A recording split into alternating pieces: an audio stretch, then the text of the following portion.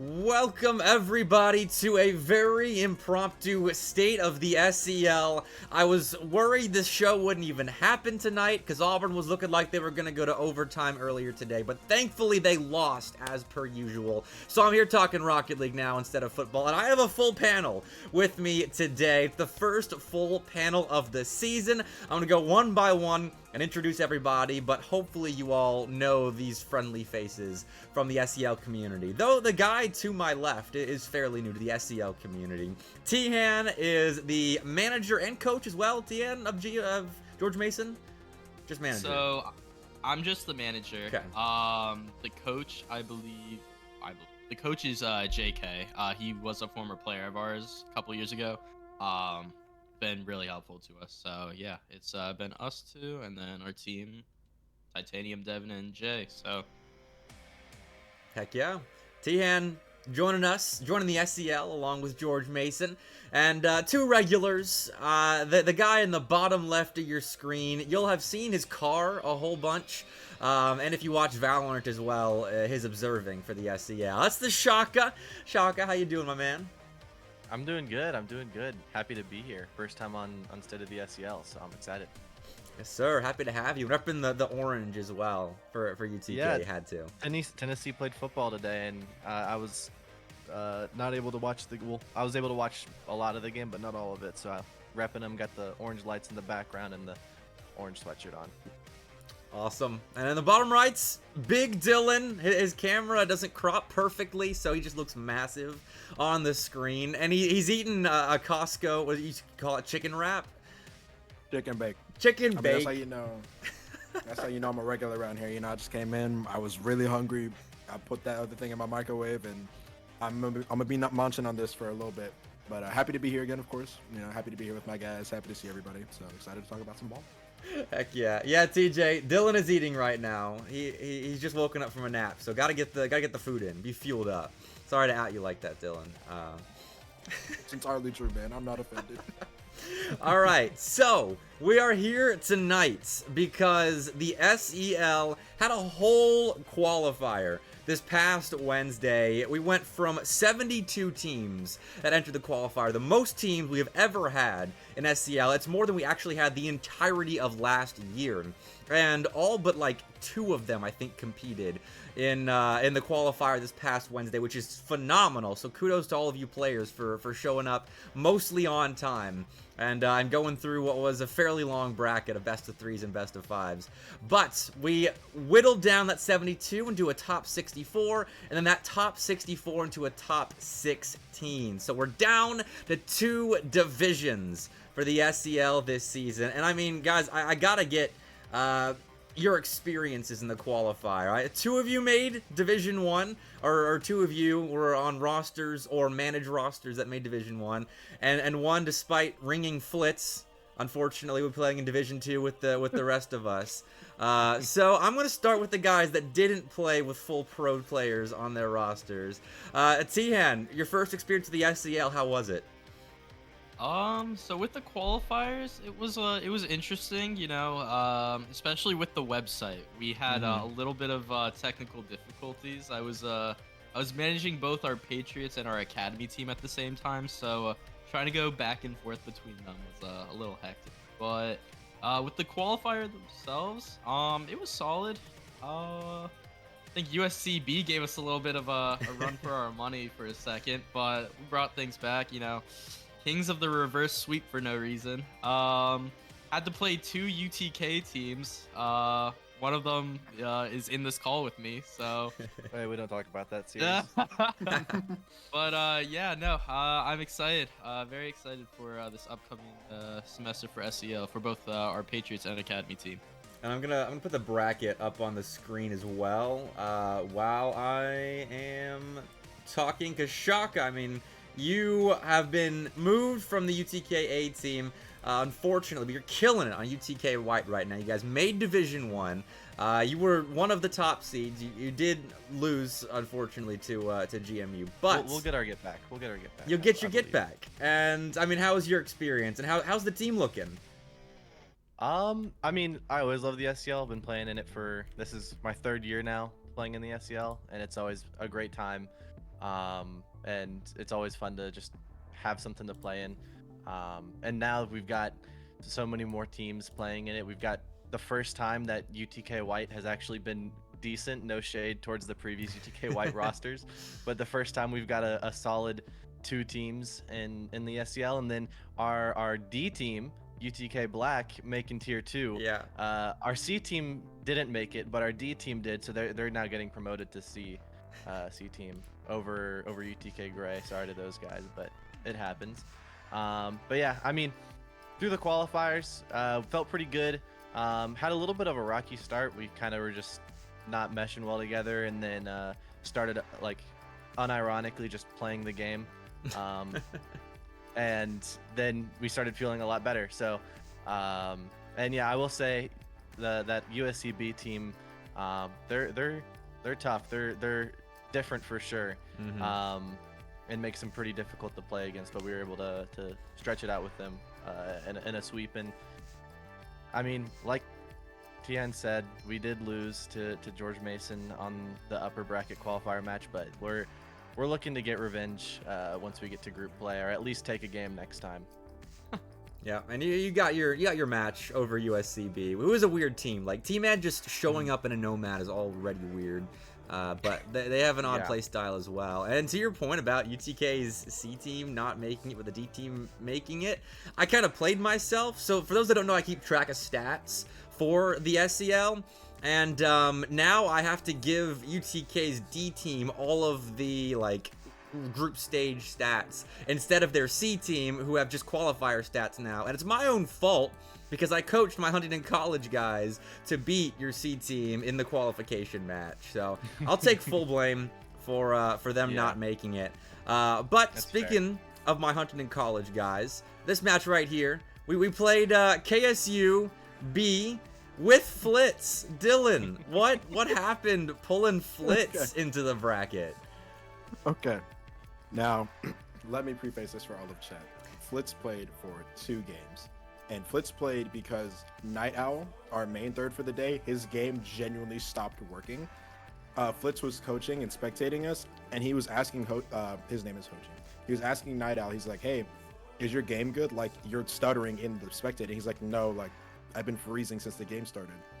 So we subbed Flitz in, and we were also under the mindset of like, okay, we don't care, like, about making top 16 as much, but like if we don't make the league at all, we're gonna be furious. Yeah. So we're like, Flitz, hop in here, let's make the league, and then whatever happens after that, we'll take it with a grain of salt.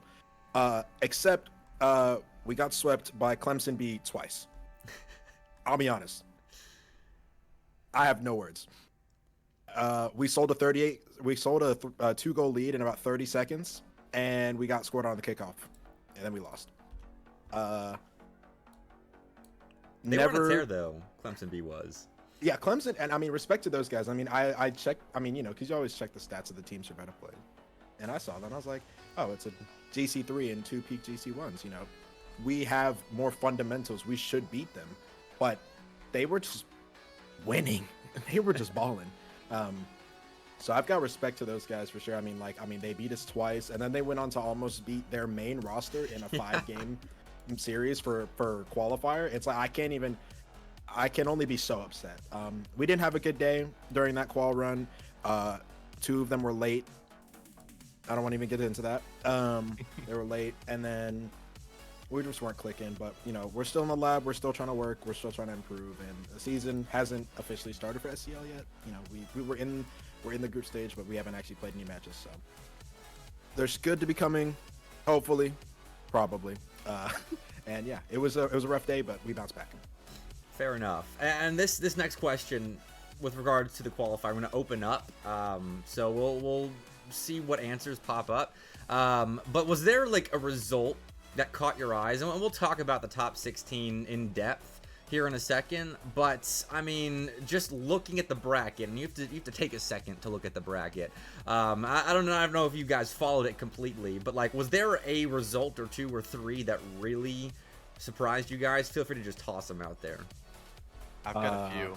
I've got a few. let me spit the first one out. My former team against UGA.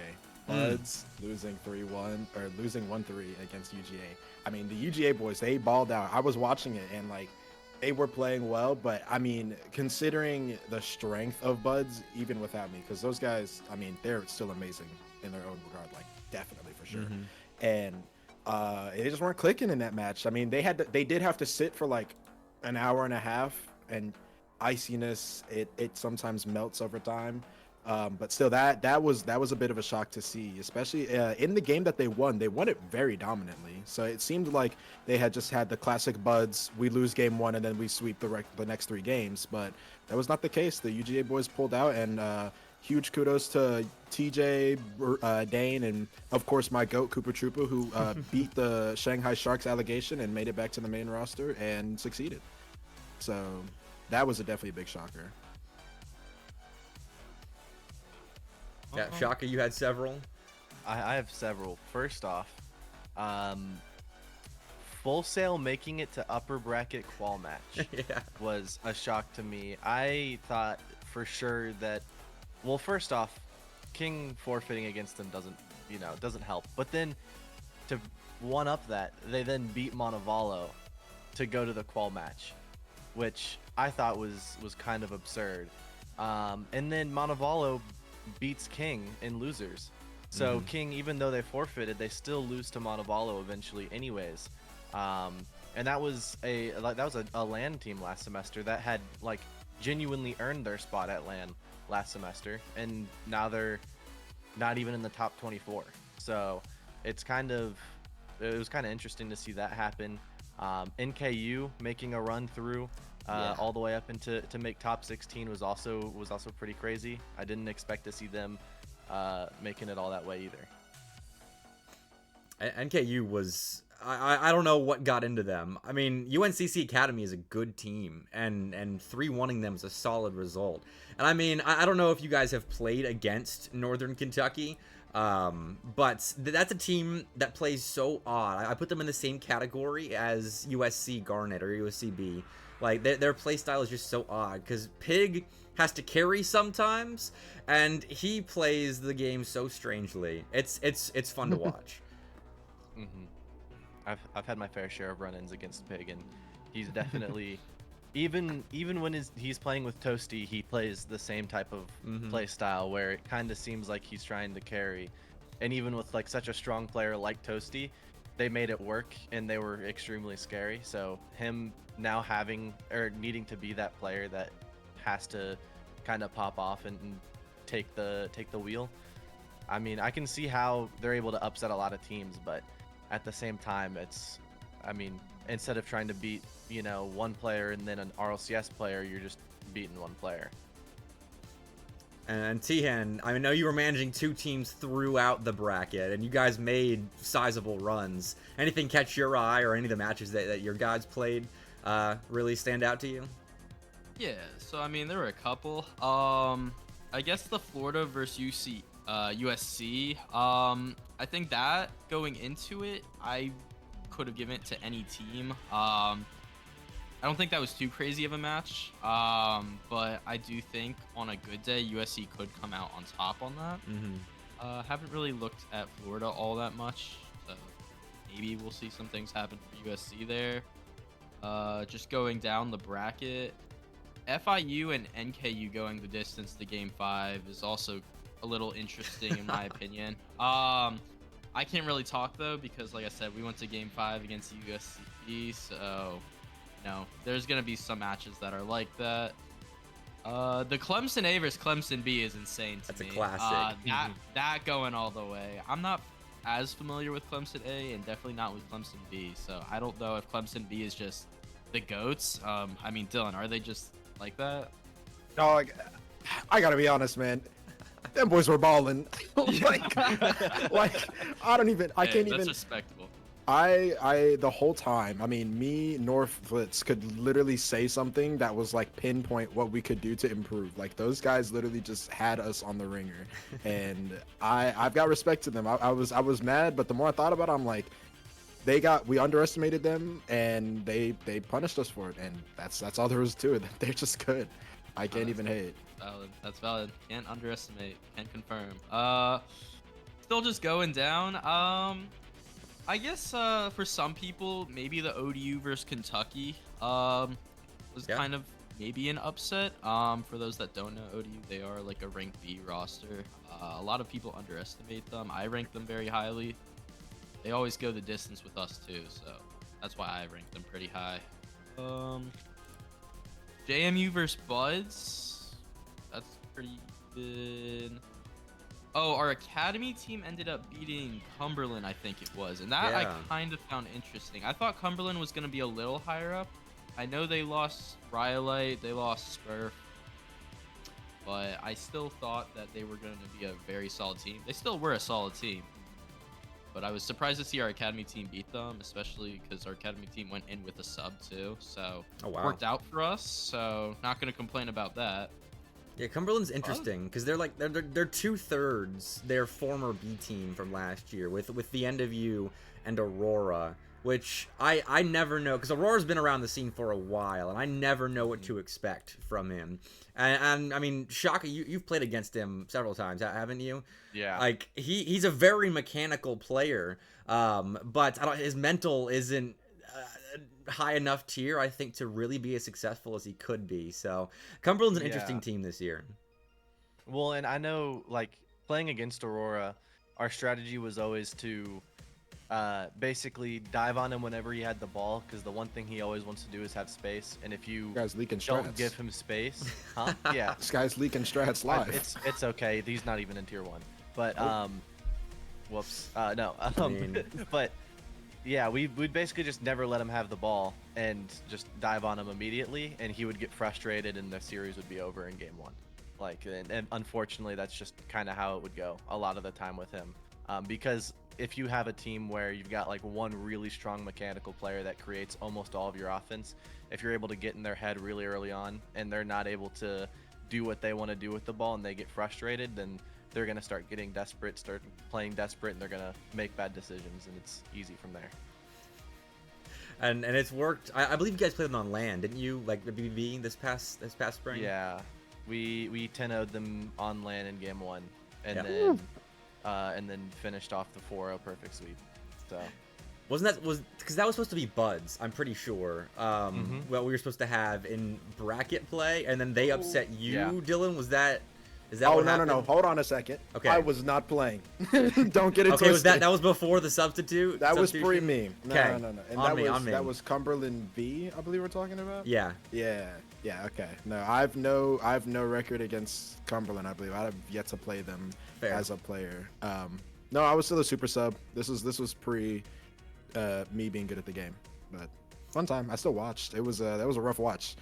That drive home was was rough. But it's alright. It was still a fun experience. Hey, real quickly, I do want to put light because I'm just looking at this because someone mentioned it in chat. Yeah. UAH Blue ended up beating Houston like first round. Yep. Took a game off UTK, went to lowers instantly, and then lost again to Houston, who made the lower bracket run of the century, where they didn't lose a single game other than to UAA. So that's kind of impressive from Houston being able to bounce back like that. So yeah, no, Yeah, I glad will you say brought that up.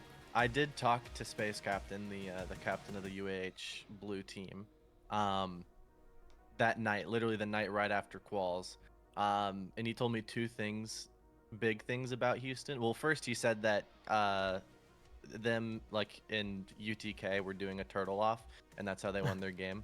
But then after that, Space Captain said that don't look at Houston's goal differential or game differential because that's Montevalo's fault. That they have such a high goal differential, but that they went to lowers and underestimated them, and then they had heated up by then and beat them. Yeah, that run was impressive because Space Captain messaged me in between the game he took off of UTK. He didn't mention, by the way, that it was a turtle off. He just said, look at this, we took a game off of UTK. You should have seeded us higher, and then proceeded to lose in game 3 to Houston. So Space, yeah, he's got to work on some things. UAH Blue has to work on some things, but that's a good run. I caught some flack for seeding Montevala as high as I did. But they did beat King, who's another interesting roster. It's so interesting. At the top of Division 2, I don't know what to expect from. Because Full Sail as well is in that Houston run, and they had a weirdly successful run because they haven't typically been a team in the past that you look out for as a threat. I mean, Shaka, did you hear it all from UTK, like the A guys, what playing against Full Sail was like? Because I watched some of that stream and they were kind of messing around a bit, but like Full Sail was scoring a good bit. Yeah, from what I know, we have a little bit of history with Full Sail. We've played them before. Yeah. And Cody remembers this one guy in particular on Full Sail's team called Hybrid Casts. Yep, he's a captain. Yeah, and he usually streams his games, and we played them, I think it was last semester in the fall, or in the spring, with like once Cody or Crisp had come onto our team. And we like always watch back the VOD if someone's streaming the game, whether it's a player or caster. We always go back and watch it back, see what they're saying about us, see if they find anything about our gameplay that we didn't notice from our side. And something that Hybrid had done was basically anytime he saw us like pre-jumping each other or kind of trolling a little bit, he'd be like, guys, they're trolling, we need to jump on them and try to win this now because this is our best opportunity. And Cody thinks that maybe this is VM for calling him out, but Cody thinks it's hilarious, which I feel bad for. No shade towards any of the Full Sail guys, but when they saw they were playing Full Sail, they were like laughing and happy because Cody was happy that he got to play Hybrid again and saw that someone was streaming it, so he was like, this is gonna be great, like we're gonna do it again. like we're gonna torture this poor kid again. And so that's kind of all that I heard from it. Okay. Because we were like right in between games of about to play George Mason, so we were trying to lock back in. So the UTK and Full Sail squads have a rivalry, is what I'm hearing. It's a little one-sided at the moment, but a little one-sided, yeah. But Full Sail still looking decent. I mean, made a good run, getting to that one series away. Still a tough competition, but I do want to talk about now top 16, because this was an issue that I had personally with the bracket. Is, in my opinion, this is a little spicier than I normally get. I don't think the top 16 is the top 16, and I think this is doing a little bit part to how the bracket played out with teams kind of rematching each other. I think that was a mistake. I don't know how that happened. But Teeehan, I want your opinions first, and I know you're just now kind of getting into the SEL, but from what you know, do you think Division 1 is the true top 16? No, definitely not. If I were to like look at teams that didn't make it that I think you could argue could be top 16, I'm looking at Buds, I'm looking at maybe Kentucky, UNC Academy, FAU you could shout. I don't know if I'm missing anyone else. Maybe King even. I don't know exactly what happened with King. I don't know much about ECU too. ECU was not bad. Montevallo, yeah. So there's a good amount of teams that like could have made it. I don't want to like call some teams out. Do I think they may have gotten a? I do. I'm kidding. Do I think they may have gotten a Mickey run? Maybe. But I mean, at the end of the day, they're in top 16, so they have something to prove now. So we'll see what happens. And then obviously once LCQs and stuff happen like that, then obviously we'll get our legit top 16 from that. So. And Shaka and Dyln, what are you guys thinking about this? What are your opinions? I mean, I agree. Yeah, I agree. He kind of said it like that he was, but he said it in a nice way. Some teams definitely got Mickey brackets, like 100%, like just straight up. Which, I mean, it happens. Like sometimes that happens, and they still made it at the end of the day. So kudos to them. They still had to beat the teams that they're matched up against. But right. maybe some of their strength of schedules weren't as strong as some of the other teams that either made it, or some of the other teams that didn't quite make it and barely got beat out by a team that is in now that people would rate higher. Yeah, I definitely think that it's interesting, and the bracket, like you mentioned, Bepic, was very much in the way like people rematched each other, and it kind of takes away a little bit of that competition in a sense, because it's like, oh, we played this team before, we can just win again, or we played this team before, we know how to beat them. And you typically only see that in like a small scale bracket when it's like a top 8 maybe or something like that, but we had 64 teams and you're only playing the same, what is it, 8 teams possible? Right. No, not even. 8 or Like you're only 9. playing a couple small group of teams. Yeah. And most of the time it's going to be the same ones, especially if you get knocked out and losers first, like what happened with us.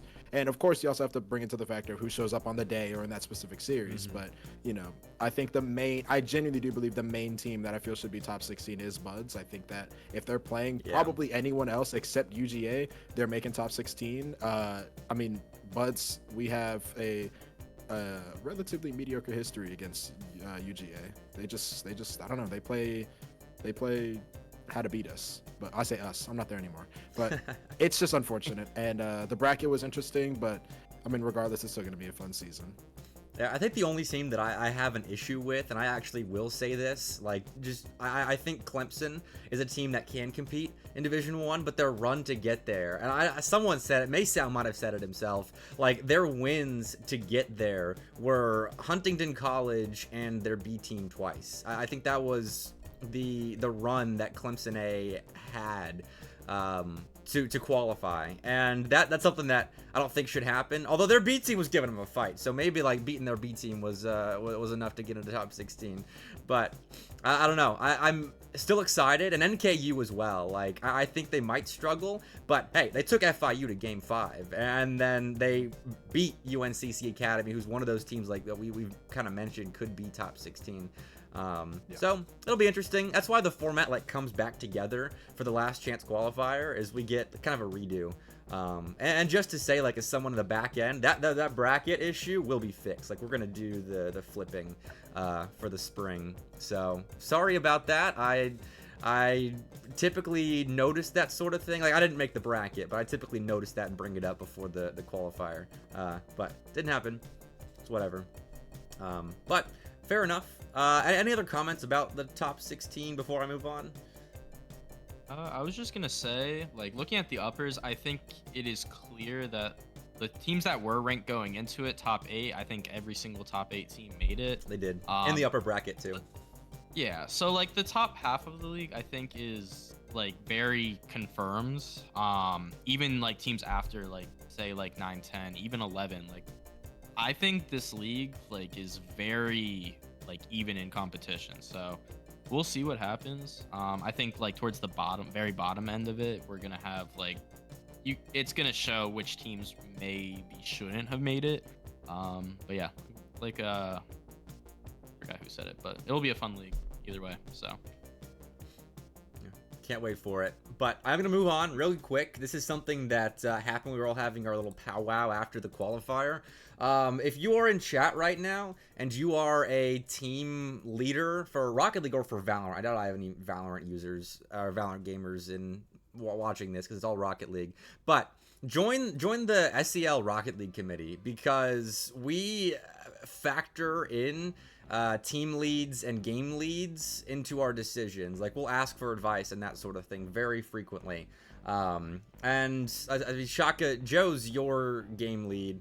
And Dyln, are you on the Rocket League committee? Fred has not added me yet. He said he would 3 weeks ago. Okay, fair enough. Well, I know Teeehan is, but Shaka and Dyln, you guys have been in the league. I'm sure you've been around the committee discussions. How have you seen it kind of impacted and the value of it? Because we never really know if something we do adds value, but I feel like the committees definitely help. Yeah, no, I like the committee a lot just because it allows it allows the tournament to get feedback from the players. Like you said, that's the whole point of it. And I feel like there's a lot of tournaments throughout all levels, like collegiate all the way up through like pro, that doesn't really take what the players are saying or the players' advice at all, to try and improve it. And so us doing this, it also helps, like, it also gives us part of that like sense of community that we do have in the SEL. I mean, like, there's such a good community here, and I think having the committee also helps bring that together, in addition to just making the league overall more fun for everyone. And shout out Sarah in the chat right now with the SEL Discord. Yes, join the Discord as well. If you're not in the Discord, you should be in the SEL Discord. So good shout, mod of the year, Sarah, in chat at the moment. But yeah, Dylan, we'll get you added as soon as this stream's over. Fred gets busy sometimes. Oh That's yeah, why he's he a busy has guy. But thank you, Fred. Thank you, Fred. That'd be Fred's. All right. If I could toss just a little thing in about the committee, I mean, Yes. if anybody was in the SEL last year, I think we all remember the competitive integrity incident, and I think just having the committee in general that allowed the issue and topic to be discussed amongst players helped so much more than leaving all of us in the dark, and just having a couple people decide on it. I just feel like that's something that makes the SEL better than other leagues, is that we had the opportunity to do that, and you know, regardless of what the events ended up being, like, it was still something that was allowed to be talked about. And reach out to me or Fred if you want to be added to the committee also. Like, DM me on Discord, because if it's in Twitch chat, I'm not going to remember that after the stream. Nor do I want to sift through Twitch chat to do it. So basically, I see your message. Hit me up on Discord, or Fred as well, but I'll probably do it right after the stream. So, thumbs up. Anything else to add, guys? Or are we moving on to the spiciest part of the stream? Hot takes are I love hot takes.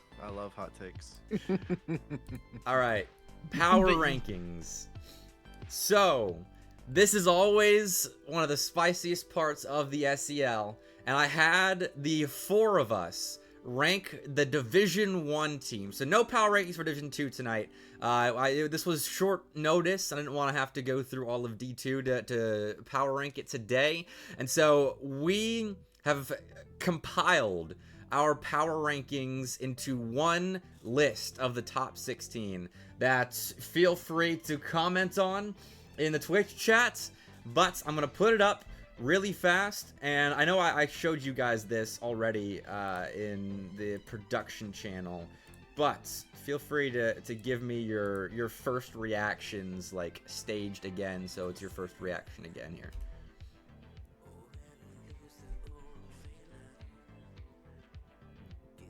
Beautiful. I think it's great. I think we ate. Yeah. Can we get a poll in chat? Did we eat? Let me know. We got it somewhat there. Somewhat. What do you mean somewhat? No, don't worry about it. No. Let's have this conversation. What do you mean? No. We'll go down the list. Don't worry.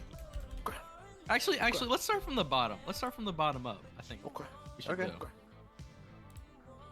All right, I'm putting a poll out. So feel free. It's my first time doing a poll. Yes or no on the good power rankings question. But we'll start at the bottom. I think, because this was very consensus between all four of us that NKU is number 16 and Clemson is number 15. Like, we all agreed on that. And I think that's fair. I think it's the two teams that kind of came up, in my opinion, that could have easily not been in Division 1, might have benefited from an easier run in the bracket. And I mean, any comments on them? We've kind of like lambasted them a little bit this stream, but that's the price you pay in the D1 spotlight. I mean, I see Snipes saying UGA is Mickey on God and UGA over Clemson. We're not talking about UGA right now, man. But no, I know, but I'm gonna get to Clemson, all right, and NKU. The difference is UGA had to beat Buds, and Clemson had to beat Clemson B to make it in. So I would say Buds would make it over Clemson B as well, but they couldn't make it in over Georgia. So that's why I put Clemson there behind Georgia and NKU. And I mean, personally, I know like all of Clemson's in the chat right now, but I'm sorry. I'm gonna rip the Band-Aid off clean. I think 15 might be the highest I could put you on the list throughout the whole season. I don't see you guys getting any higher than that, unfortunately. They'd have to do a crazy upset. Yeah. Like multiple, Yeah. and it'd have to be multiple. It couldn't be a one and done. Like they'd have to show multiple upsets against, I'd say, any team over 10 for me to actually believe that they are higher than that position. Because I feel like everybody on this list below the top 8 could beat the other. It just depends on who shows up on the day. But Yeah, fair enough. I agree. Like, they would have to pull some upsets to move up in the rankings, and we'll see if they do it. We'll see where the Bet Big Hat on the Draw show puts them in their group. We've got a 5th member of the panel joining us. What's the cat's name, Shaka? This is Emily. Sarah and Coop were yapping about her in chat. She's been meowing next to my chair for the past 20 minutes, so I'm just giving her some Amen. comfort so she'll shut up. when I come up there in a couple of weeks, don't be surprised if she's gone. That's gonna You be my guys say that every time, and she's still here. And it's gonna happen one day. all right. Anyway, cat break over with. Number 14 is UGA, who they had a quality win over Buds, who was a team that we think could be top 16, and they made it in there, and we still didn't put them really above any other roster that's solidified in top 16. So what are we thinking here? I know they're in chat as well, so let's see what the opinions are. I had them the highest. I had them at 12. I think with that quality win, like we said above, teams like Clemson and KU, who didn't really have any good quality wins, maybe and KU on UNCC Academy, but Houston, in my opinion, I think they're a little too high up. I think TJ said that earlier as well. I think Georgia possibly could be higher than Houston, maybe Alabama. We'll see. But I think Georgia's maybe a little too low. We'll see though. I kind of want to sprinkle some thought and perspective into why I rated Georgia lower, even though they got the win over Buds. And I bring up the point I brought up earlier that UGA just wins against Buds. Like, that is a team that they just win against, and that's okay. I don't think that them being able to beat one good team consistently makes them better than everyone else who can probably beat other teams consistently as well. Like, if you have one good head-to-head against a good team, that doesn't make you the best team. That makes you able to win against that specific combination. And so I do think that UGA has tons of potential. I just think as of right now, with their only win being over Buds, and that being their most quality win that they've done before, it's like not, it doesn't rate that highly. And they also lost to Buds earlier in the tournament as well. So it's not like they stomped Buds twice. Like, they won the second one, and I just feel like as of right now, I can't give them any more kudos besides the fact that they made top 16. But I'd love for them to prove me wrong and show me that they're better than that, because I love those guys and I know they're super fired up to be where they are. It's hype. It's hype seeing them getting hyped and getting that chance in Division 1. After all the roster turmoil last year, TJ's finally found a roster that's sticking and grinding it out. And the CCS as well, which we will talk about later on. They're starting off hot. And they beat FAU on Tuesday Night Lights the other night, which is a pretty decent win as well. And they're figuring it out. But right above them, we've got Alabama, and pretty sizably above them, 0.7 value above them. And Alabama is another, I think, interesting roster. That Shaka, I'll start with you on this one. That plays Rocket League. I always call them inconsistent, but what are your thoughts? Yeah. I mean, I would agree. It's definitely inconsistent, but the thing with Bama is that I personally have a lot of respect for Bama, and that is because when they are playing on, I genuinely think they can take a game off of anybody in Tier 1. Not win a series, but take a game off of anyone in Tier 1 when they are on.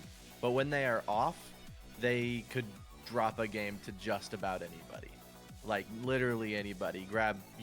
I could grab my cat and then find two homeless guys off the street and give them controllers, and they might take a game off of Bama if Bama's off. So it's like, they're usually their consistent form is pretty solid, but they have very high peaks and very low floors.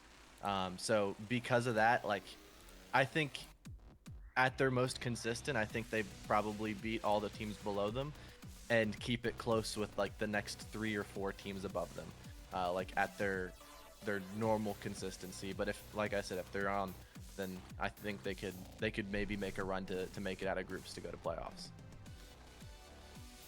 I honestly think Bama is the team that benefited the most from making Division 1 because they don't have to have that competition that's like really below them that could pull an upset off of them, whereas they're always going to be playing up for the most part, and that usually favors them. But we'll see. Also, the poll has ended, and it was 10-3 that this is not a good power rankings list. So we're only a fourth of the way through explaining our list, but the people have spoken. Yeah, that's called UGA, and Clemson are upset that we rated them at 14 and 15, even though it's true. Okay, I'm actually going to go back to the UGA thing real quick. Okay. I'm looking at CCS right now. I see Georgia's, one of their wins is against a newly formed Georgia Tech. And I didn't realize this, but Georgia Tech now has Pirates, who is the same player that was at Northwood when he won the CRL World Championship. What? Okay. So I will Yeah. let me give some clarifying on that. Let me give some clarification on that. And this is quotes. I'm calling him out. He's in chat. I'm calling him out. These are quotes from Coop himself saying we shouldn't have even dropped a game to them because Pirates is washed. Wow. And that's not what that Coop bad. said. That's what Coop said to me. So that's all I'm saying. That's all I'm saying. See, he says it in chat too, that this is real. He did say that to me, that Pirates is washed. We shouldn't have dropped a game and given him that much respect. That's what he said. So that is still a very good player, and even Yeah. if he's washed, I still like him Mm-hmm. on that Georgia Tech roster. I think, give him some time. I know he is a busy man after like the Northwood thing. I think he went to like go work somewhere. I don't know exactly what his story was, but I do know if he starts grinding the game again, that man is going to be a really good player. yeah. Same as so. Wow. But I'm still counting that as a quality win for Georgia. So Oh yeah. Fair. I didn't even know that. Like the Pirates was going to Georgia Tech. That's such a quiet that's news to me. transfer. So I feel like it should be bigger. I mean, a CRL World Champ should even if he is washed, that's still Yeah. name base is still like a big deal because that unlocks a lot of potential for that team. And speaking of potential, I did want to touch on Bama for a second. I have never, out of all the teams I played on LAN or was supposed to play on LAN, I had never been so afraid of Bama because I didn't know which version that they were going to be. And I mean, we played Bama twice at Volan. We beat them both times. I think it was 3-1 and then 4-1. But I mean, it literally, in that one game that they won, they played so well. And it was like, okay, here we go. We're going to have to lock in because if they get to their ceiling, we're done. Thankfully, they didn't reach that ceiling. Monk did. He scored a musty. It was cool. But that Bama team, they have a lot of potential, and I feel like they can hone in on it. I mean, that's going to be a threatening team no matter who you are. And moving on as well, I'm going to lump them together because they're new and we're so close in our power rankings. Old Dominion was narrowly above Houston in the 11 spot. And I mean, Houston Old Dominion, very new to the SEL. Houston competed in seasons 0 and 1, I think. It's been a minute since we had a Houston roster in the Southeastern Esports League. But I mean, you guys that know about these teams, please shed light on them because all I saw was Houston's lower bracket run and Old Dominion looking decent in the bracket, being seeded 10 at the last second and then going to game 5 against Kentucky. So I don't know what to think. I'll touch a little. Oh, okay. sorry. No, you got it. Okay, mine's quick. I only know a little bit about Houston, and that's just because me and one of their players go way back, all the way to when I was 14. Wow. We used to grind the game together, Zolfi, way back in the day. And so I know he's solid. There was a point where he was destroying me every single time, and all the way up until like a year and a half ago, where he was extremely dominant. I know he's been to like 2K, nearly 2100 in twos before. So he's a very solid player. I don't think he's been taking ranked very seriously for like the past year. He just kind of plays for fun, and so seeing him compete again, I'm interested to see what ends up happening with that roster, because I know of him. I don't know how his teammates play or anything like that, but I know he is a solid player, or at least was a solid player. And Teeehan, you had thoughts? Oh yeah. So for Old Dominion, I know of them because I actually told them to join this league originally, because we were both playing in the Mid-Atlantic conference before we switched over to the SEL. They had an ownership change basically over there, and then it just did not end up going the way they thought it was. So we ended up switching over to Southeastern Esports League for both our Rocket League and Valorant team. And yeah, so we've played them for the past 2 years now. I think their roster with Kuro, Goat God, and Pea Shooter is, I believe they're all a rank B roster. All have touched SSL before. I do know they don't like play seriously, but when they are playing seriously, I would consider them a top 8 team in the league. As of right now, I think they do have to prove themselves, obviously, to a lot of people, because not many people know them. But yeah, last semester we played them in our MAC Grand Finals. Ended up beating them 4-2, but I mean they were close games, and yeah, that team can be scary, and that was with Josh on our team back then too. So I give them a lot of respect, and I think through the semester a lot of people will too. But yeah, for now I think 11 is solid, just because not a lot of people know of them right now. But make sure to have them on your radar. All right. And I also played in the CCS as well. I think the majority of our top 16 is playing in the CCS, which is dope. We get like parallel results to compare. And then tied actually for 9th. And Shaka, you have some stake here. South Carolina and your team tied in our rankings for 9th. And what are your thoughts about being tied with South Carolina? Yeah, so personally, I never lose to Cats. Never have, never will. So I think we'll go above them eventually anyways. And they went to 5 with Florida, which means that we can go to 5 with Florida or beat them. So really, we're top 8.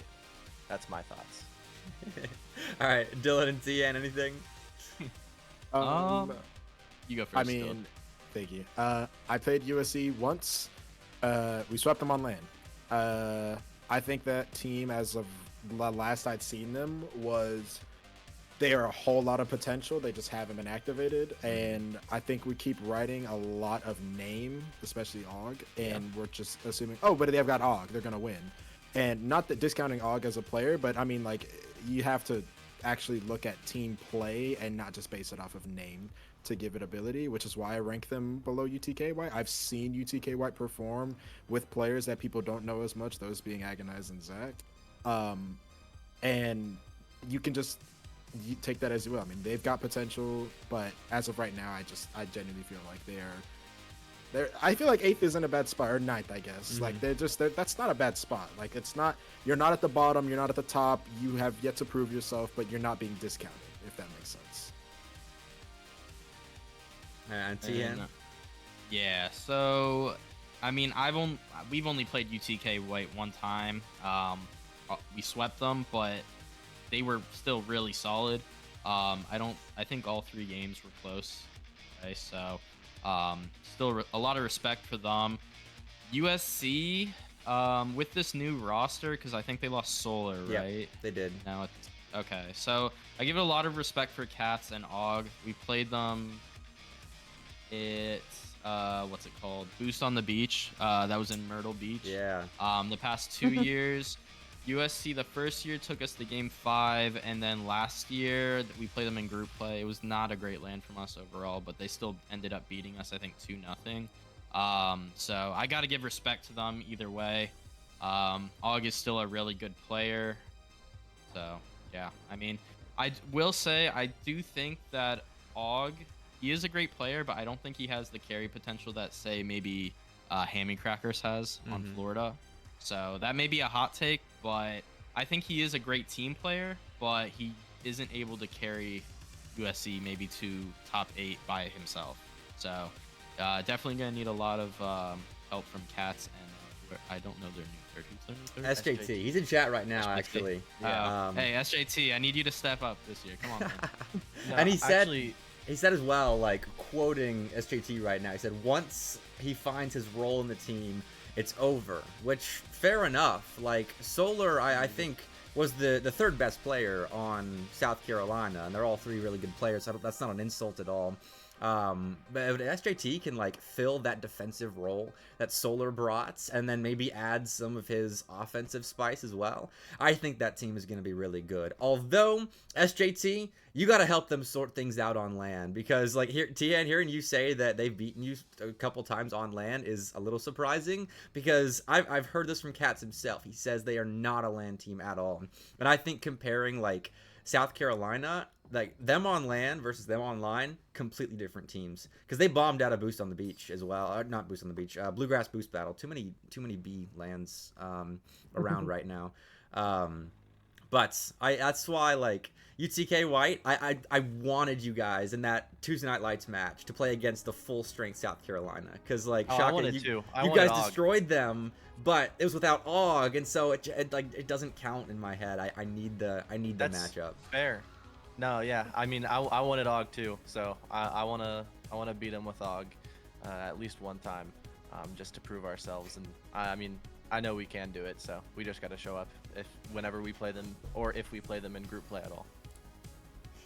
All right, so we do need to move on as well. Sorry, Sarah, you've been timed out as well with the 10K point redemption. Shout out Luigi in chat. Real shout out Luigi. My goat. But as well, Florida is the next team up. They were seeded 8th, and South Carolina was seeded 9th as well by our big brain seeding committee. They went to game 5, so I think they're very close, especially based on that result. And this is with an infusion of Hammy Crackers. So if you live under a rock, Florida is now True Raid, Larry, and Hammy Crackers, with Kyan stepping in as well occasionally. And this team, it could be scary, but they haven't gotten there yet, and it's been weird to watch. Dyln, what have you seen from the Gators? I haven't seen too much. Now, Okay. I was having a conversation with somebody, and they were mentioning that they felt that the Hammer Crackers edition truly wasn't going to be that big of an impact. Yeah. And I truthfully agree. It was you, Caden. I was trying to save you face, but I agree. No, I it's okay. do believe that Hammy Crackers is a very solid player. However, I don't think he has that carry potential that Teeehan speaks of. I don't think he has that. What I do think he has is 2 very capable teammates in Larry and True Raid. Now, those guys, I've seen them play before, and I've seen them play very well, but I feel like now that they have an activator like Hammy Crackers, they can definitely reach new heights. And I think that's what's going to make Florida good, not Hammy Crackers himself, but the possibilities of all 3 of them. And I want people to put a little bit more respect on the rest of them, not just, oh my gosh, Hammy Crackers, like, you know what I'm saying? Like, that's not what Yeah. makes that team good entirely. And real Yeah. quick, like, I want to say just briefly that with that Florida roster, all the series that I've casted with them, Larry has been the highest performing player statistically. Hammy Crackers has not been. So I'll Yeah. leave that there. Well, and I think, and this is the same thing with Og, but also with Hammy, is that like both of them are very good players. You know, don't get me wrong; they're both great players, but neither of them are carry players. Like there's some players that are definitely like very obviously carry players. Monk Neither of Jr. those 2 are that type of player. They play for their teammates really, really well, and they're amazing at what they do, but a lot of that still comes down to their teammates being able to perform with what's given to them. All right, so I'm gonna step in. I'm gonna say y'all are capping, because okay, when Hammy was on FAU, see, I don't know about this past year because obviously CRL wasn't a thing. But back when the CCA Opens were a thing, we would play FAU like to either qual for top 8 for the CCA Opens, I guess it went to top 16 when they combined East and West. Yep. Hammy carried FAU every single day. He was their carry, yeah. I know yeah. it was Mitra, and then I forget their third. Damage. But yeah, so no disrespect to them, but Hammy is what made that team that team. Without Hammy, that team is just not going to like even come close to top 16. So I will Yes. say, Yeah. I will say that same FAU roster was getting swept by lots of teams in the SEL or beat by lots of teams in the SEL that weren't playing in the CCA Opens at all. So Very true. that FAU That's team, fair. while they were good outside of the SEL, when it came to actually in the SEL, and Hammy said it himself on Twitter, and I'm gonna quote him because I like to annoy him. He said, "Why would I try in a league full of nobodies?" Is what he said about the SEL, and then when it came to time for playoffs, said, "We're gonna try and lock in so we can win," and I think they placed 5th through 8th or They something. got, they got fall? 4th. Oh, fall. I don't even know fall. if they did. This is fall. Okay, yeah. Fall they didn't have a great run. I forget who they ran into, but spring they made top 3. But then Spring, Hammy they didn't did play in the have a third place match. Yeah. yeah. So I don't know what that would have been. Yeah. Yeah. I mean, either way, I think where they are at right now in 8th is perfect for them. Mhm. I'm like I said, I'm gonna be a little biased here. I may put ODU higher than them. But other than that, I think they are perfectly where they are at. But I still think on a good day that team could possibly pop off. Especially because now he has I guess better supporting players. So That's the whole point we're trying to make, is that we Yeah. know Hammy Crackers is capable. I just don't think that Florida's going to be good just because of Hammy Crackers. Yeah, it is Like- so cool seeing him transition to a completely different role on Florida and have a team that looks completely different from FAU. And he's got so many years left. Like he was a dual enrollment player for FAU, and now is starting college at Florida. So he's gonna be around for a while, which is gonna be interesting. All right, next up, James Madison and George Mason, 2 big additions. These are teams that I really wanted in the SEL. And Teeehan, I know you're very familiar with one of those teams, maybe both, but I am so excited to have JMU and GMU in the league because they bring a lot of extra talent here. And you guys were close, but George Mason, you guys got the nod over JMU. Teeehan, where do you personally rate yourselves as well as James Madison? So for James Madison, we scrim them. Whenever we scrim them, we never lose to them. Well, like lose a game, but like scrim overall, we've never like done poorly against them. I think our play style works perfectly against theirs. I think they are a very fit in net type of team, and just play off counterattacks. So at least that's what they do against us. So I don't find them like. See, I'm not trying to like say this in any disrespect because James Madison is a good team, but if they are playing a team that knows how to beat them, they're going to lose to them every single time. And so if James Madison doesn't find a way to adapt to teams, I think that they will still be bottom of top 8, I'd say. However, I still think they have potential to end up beating some of these teams that are higher, like ETSU, which they did the other night. And I'm gonna say it right now, I think ETSU is a little too high on this list, especially because we've played them twice now. We played them in Summer Series Qual 2 in lowers, beat them 2-0. We played them on Bep Extreme, beat them 4-1.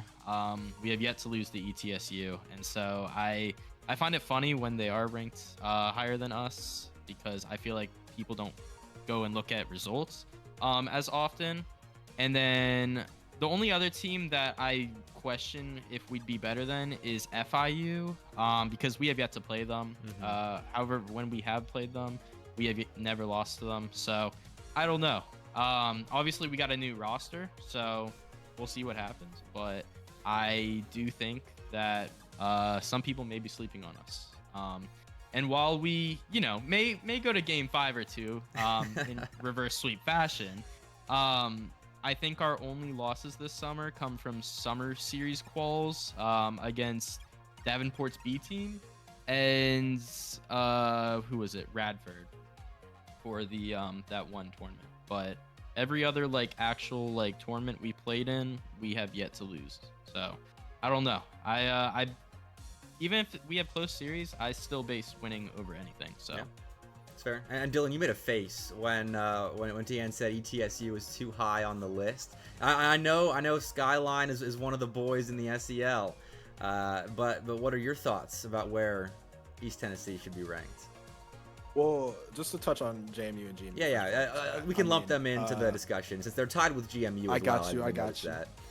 I mean, realistically, like, I haven't had the best results against either JMU or GMU. They beat me both times. Teeehan said that they had a bad land at Boost on the Beach, and then they swept us the day that we played them. Y'all took a game. Y'all took a game. We took a game. We took a game, but we still lost. But yeah, I mean, those teams are definitely talented. It's like a lot of you guys already said. It's like they're bringing a lot more talent, which I think is awesome. I feel like it's great to have bigger names in the league that can really make like the finals really be more entertaining. Because I mean, you think about if we have the top 8 that we have listed here on land, like that's a really solid land. Like even if we just take it now, that'd be awesome. So I'm super happy to see those guys there. And I think as of right now, where they stand is great. I think they have the chance to prove that they're better than that. But, you know, just from where we've seen them, I think this is a good spot. I don't think people really understand why ETSU was good. When I played them, they move different, but it works. And I think that's what's threatening, is a team that is unpredictable. It's the same thing about Bama, except they just take it up to a whole nother level. And I truthfully feel like that's a good spot for them right now because their peak is really high, and I haven't really seen their floor yet. I mean, like they win, they do things, like they're just solid players. And I think a lot of these, except for the top 2, are truthfully just unproven. We have yet to see any results, and these are all preseason rankings. Yeah. So before people start yelling at us and be like, oh, this person's too high, this person's too low, it's like you haven't done anything yet except for a qualifier.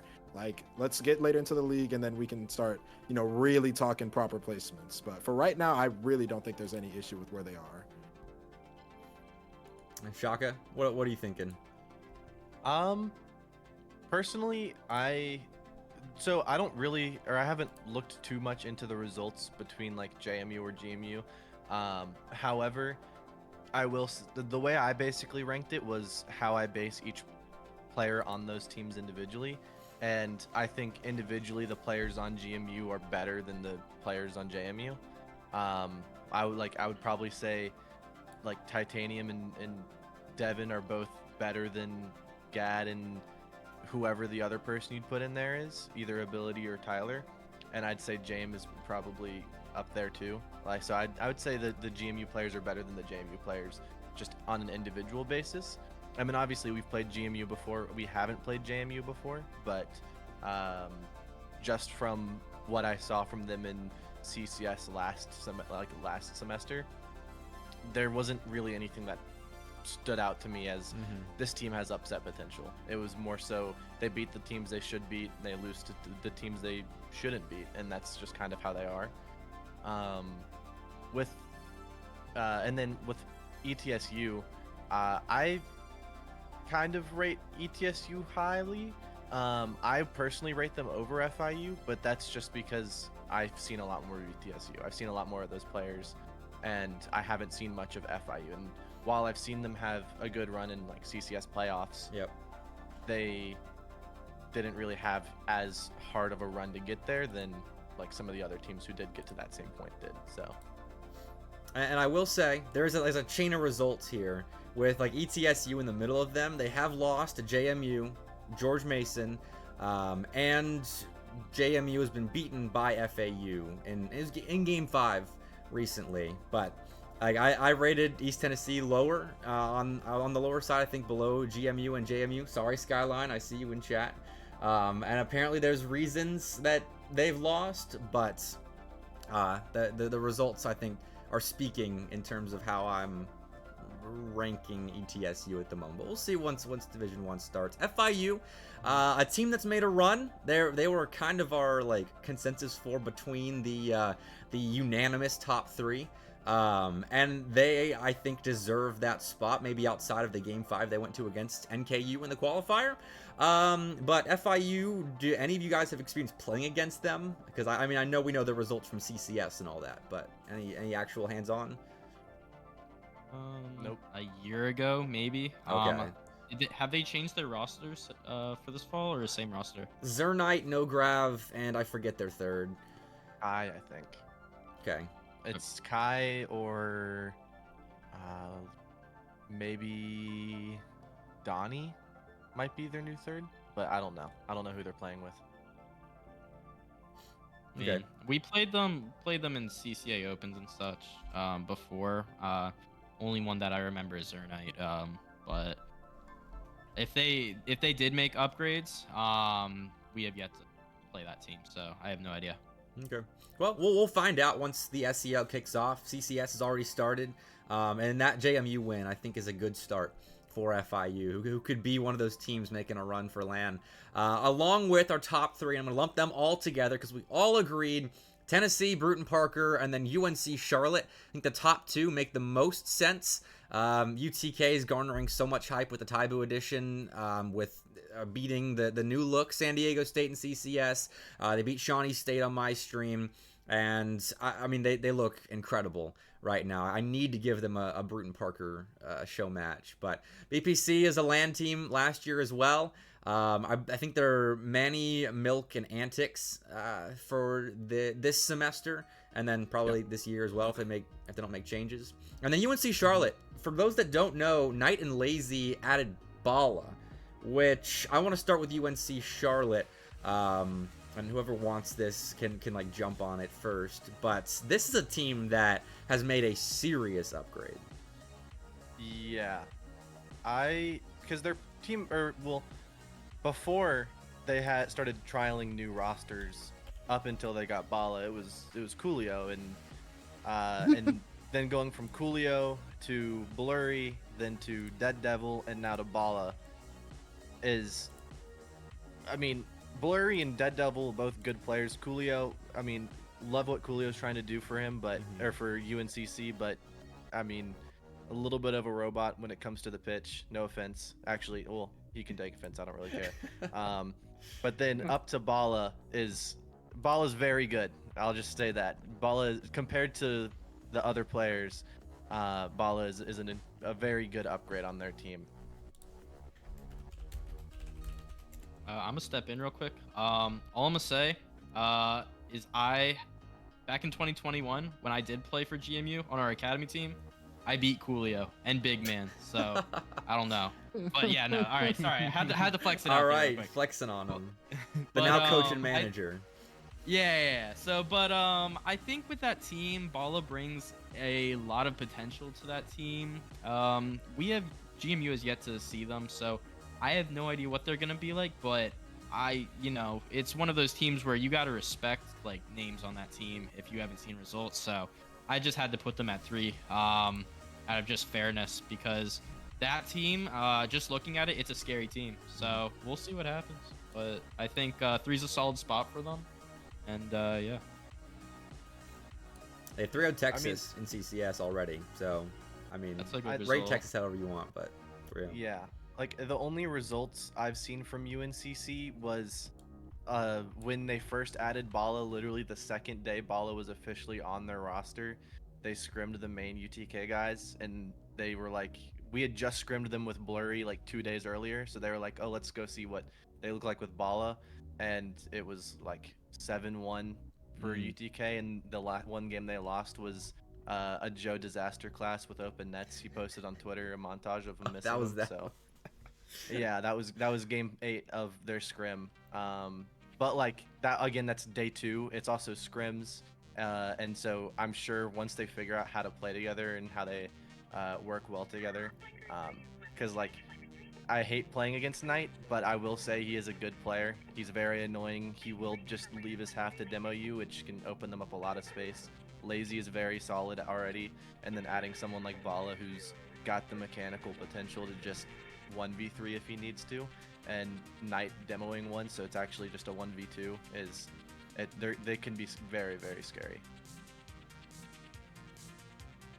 Well, that leaves our top two. I mean, UTK and Bruton Parker get a lot of attention on this channel for being at the top of the CCS, and at the top is where I think they'll stay for a bit. I mean, do we need to talk about these guys? Because I know everyone here is familiar with BPC and UTK. BPC played in Summer Series with Sino along with Manny and Antics, and they did kind of well. Not super well at the top of CRL, but still a great run to just get there. UTK was one series off, still got their revenge against Shawnee State on my stream. Taibu's good. That roster's starting to click, and let's hope CRL comes back soon. Agreed. I want to tag. Can we get a thank you, Joe Bro, in chat, please? That's all I want to see. Oh, and Shaka Hybrid has joined chat. Yeah, Hybrid, we were talking about the Full Sail Armada and UTK rivalry earlier. So, you got a shout out on stream. But that is the end of our power rankings segment, and I'm gonna skip the SEL and CCS because we pretty much went over a ton of results, like using CCS results to talk about the SEL power rankings. So I want to move into our final topics of the night: draw show and the SEL Hall of Fame. The Hall of Fame I teased a couple weeks ago on State of the SEL, and I would like to announce that the Hall of Fame will be announced before the draw show on Tuesday. Now, we're running the draw show at 5 p.m. Central Time, 6 p.m. Eastern. And the Hall of Fame induction ceremony is how we will start that stream. So, that's the end of our show. Everyone make sure your Tuesdays are cleared, because the Bepic hat, I've got it right here, is going to be deciding your groups again. So get ready for that.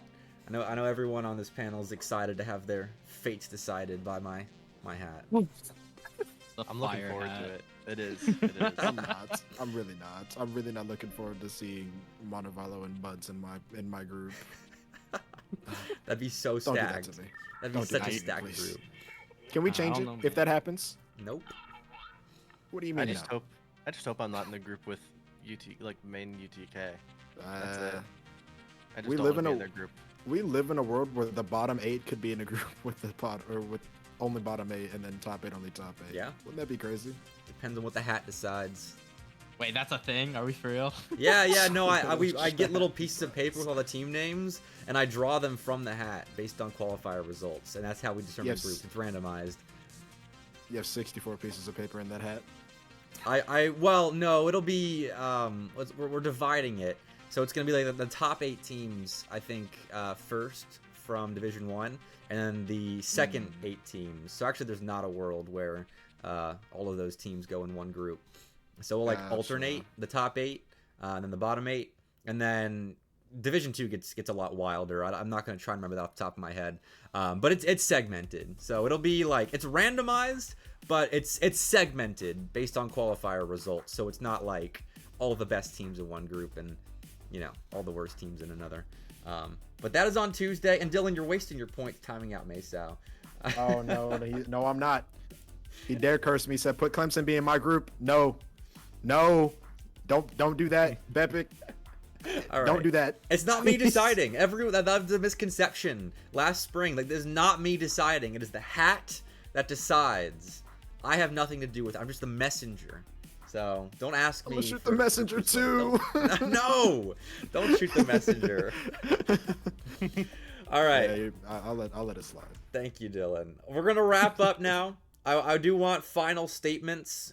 You make them however short or however long, but not too long. You guys want. Teeehan, I'll start with you since you're on the top side with me. Yeah. So looking forward to the season.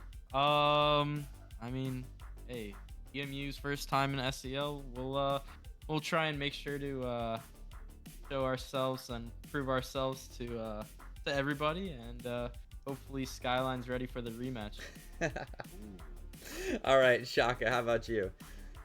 Yeah, I mean, always looking forward to playing the SEL, and hopefully nobody that I said was overrated hates me now. Dude, Fair enough. You, oh my gosh, real quick. This guy, he's always like, I'm gonna tell everybody. Everybody's gonna get smoked. And then he over here at the end of I hope nobody hates me. Shut up. Stand on business, bro. They can hate me. I mean, I don't really care, but PR. Joe told me to say that.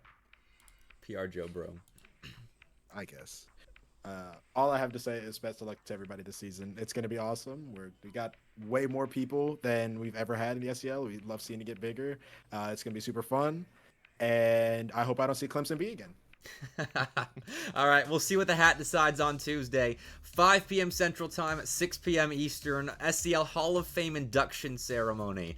You'll see which 5 legends of the Southeastern Esports League are inducted in the first ceremony. I'm excited for that. It's my little pet project. So we'll see what happens, both with that and the draw show. Groups will be decided, fates will be sealed by the Bepic hat. One more time, I'll put it on stream because I love this hat. But thank you all for watching. I'm probably going to raid the CCS. I think they're still live. Yeah, California's playing UCLA right now. So go pop over there and have some fun with the D1 League. A lot of SEL teams play in the CCS. But I'm starting that raid. Thanks to my awesome panel for joining me tonight. That was fantastic. Thank you to everyone that watched tonight. I will watch the draw show and compete in the SEL. It's going to be a great season. But I'm ending now, so I'll catch you later. Peace out, everybody.